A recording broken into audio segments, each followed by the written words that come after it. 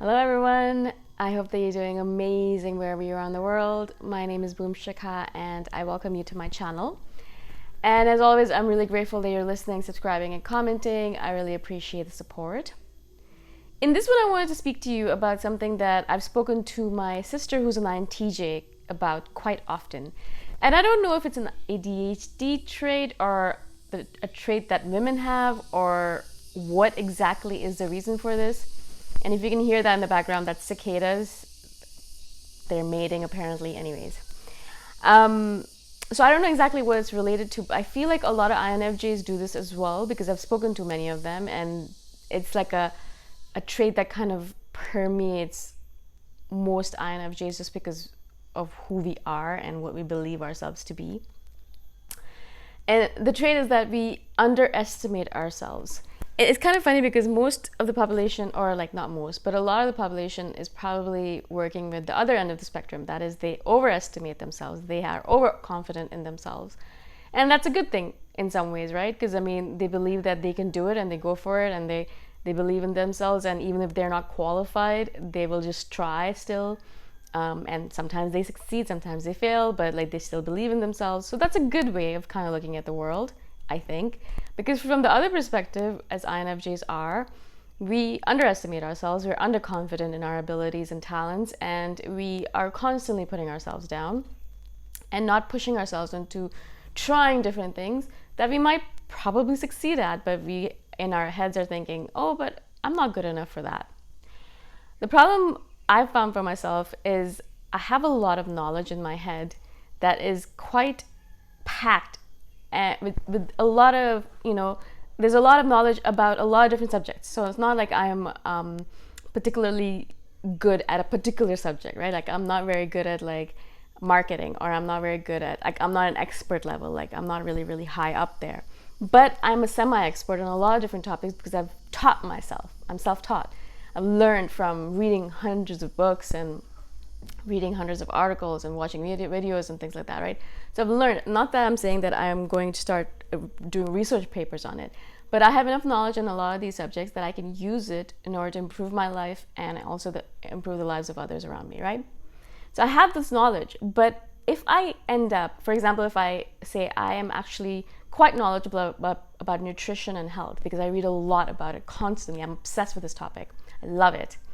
And so it's because I can actually use it in my own life. And if I find something new, I'm like, ooh, this is interesting. Let me use it in my own life. Let me experiment on myself. So when I first read about liver flushes, and I've done videos on this, I just kind of got obsessed with them. I've done 10 of them already. And they're brilliant. They've really helped transform my health. And I've done videos on it because I've explained it to other people, and a lot of people have messaged me about it. And so I've kind of become a semi-expert on it, and I've kind of shared my information, given other people guidance on it, because of my obsessive nature, right? So I'm extremely knowledgeable about it. But if someone came to me and said, if they pretended to have more knowledge than me and came to me saying, hey, so I've just learned about liver flushes and I'm going to tell you all about it, I'll sit there and be like, well, I do know about it, but I don't know that much about it. Maybe they know more than me. They probably know more than me. Yeah, let me listen to them. And even if they say something wrong that I know is wrong because I've read in the books that it is wrong, this is not how it is, a lot of times I won't correct them because I'll doubt myself. I'll think to myself, maybe I read it wrong. This person seems to think that they're right. Maybe I read it wrong. I'll have to check. I'll go back and check, and then I'll know that if I'm right or they're wrong. Not that I'd go back to the person and say, hey, you were wrong about this. I checked and this is how the actual information works out. That I would never do that. But for myself, for my own sake, I want to know if I was right or wrong. In general, that this happens quite often. And it also could be the fact that, as a woman, you're kind of told not to rock the boat, or as a minority, you're kind of like, let other people do whatever they want to do. A lot of different situations could be the reason for it. But I do notice that I've spoken to other INFJs and they do exactly the same. They underestimate themselves. They underestimate or undervalue the knowledge they have in their head or their own value as a person, and they overestimate or overvalue other people's knowledge and other people's value in their life or in general in the world, right? And so the problem with this is that even though we're very talented for a particular role or we are suited for a particular job and we know it, we still won't believe it because we underestimate ourselves. We think, okay, yeah, you know what? I think I'm good for this, but maybe this other person's better for it. You know, they're probably better for it. I'm not that good for it. And this is just one aspect of it, you know, not even just job situations. It would be if I'm speaking up in a crowd and someone else says something that opposes what I think and I know it's wrong, I still won't speak up in a lot of cases because I just don't want to bother with the argument. And also, a lot of times I'm unsure, like, maybe, did I read that right? Am I right? A lot of times I know I'm right, but still I won't say anything because I don't want to get into an argument with a person and then be disproved, or them speaking louder than me and saying things that make me feel angry and upset and then getting into an altercation because of it, or a confrontation. Don't want to deal with all that, right? And so a lot of times, like, that's why INFJs are kind of portrayed as silent beings, or like, you know, we're quiet individuals. We're not quiet. It's just that we keep ourselves quiet because, first of all, there's doubt. We underestimate ourselves. And second of all, we don't want to deal with all that nonsense, right? And so all of this results in the fact that we stay quiet rather than speaking up and saying, hey, you're wrong. This is how it actually is. This happens to me all the time.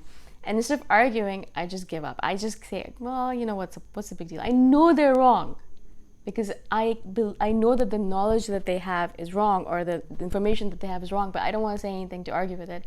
Or I doubt myself. In a lot of cases, it's the second. It's the latter. I will be doubting myself, or I'll be thinking, well, maybe, I don't know, I know, but I don't know, and all that. So all of this to say that this results in a situation where INFJs could be quite powerful and quite successful in a lot of different ways, and we could be doing a lot more, but we don't because we doubt ourselves. Yeah, we could be pushing the boundaries of things. We could be going out and doing things. We could be getting honors and awards and recognitions and all of that stuff. And other people are getting it because they're going out there and pushing for it. Instead of what we do is we sit in our rooms and we know that we know, but we don't say anything about it. We don't share it. We don't go out and search for accolades. We don't apply for awards or grants or things like that. And we'll just sit there thinking, well, you know what? Maybe I'm good. Maybe I'm good enough. I don't know. We'll doubt ourselves, or we'll be like, yeah, I know I'm good enough, but like, should I really bother? Like, will they know? How will I convince them? Right? That's another thing for me as well, is that I know sometimes, but how do I convince other people? Am I an effective enough communicator to do that? In a lot of cases, no. Sometimes I am, sometimes I'm not, right? Especially when something is on the line, my communication skills go to zero. I'm literally like, I have no idea how to say these words, right?